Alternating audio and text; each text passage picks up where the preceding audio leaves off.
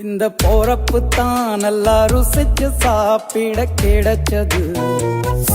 ஆஹா ஆஹா, அத நினைச்சுத்தான் மனோ உலகம் முழுவதும் பருக்குது. அட சுட சுட